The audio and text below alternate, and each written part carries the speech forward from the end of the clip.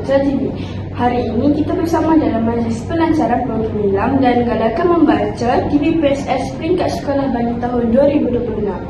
Program Nilam atau Nadi Ilmu Amalan Membaca merupakan satu inisiatif bagi memupuk budaya membaca dalam kalangan murid serta melahirkan generasi yang berilmu dan berdaya saing.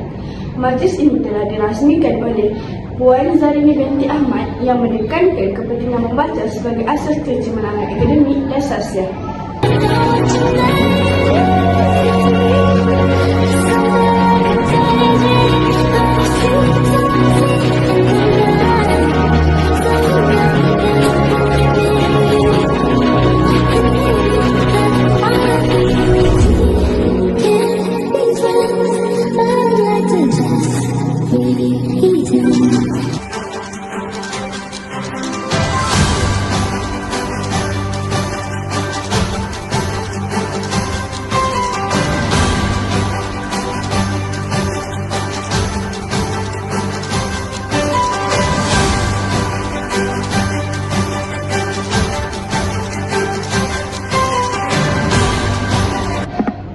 Diharapkan program ini dapat menyemarakkan lagi amalan membaca dalam kalangan warga sekolah.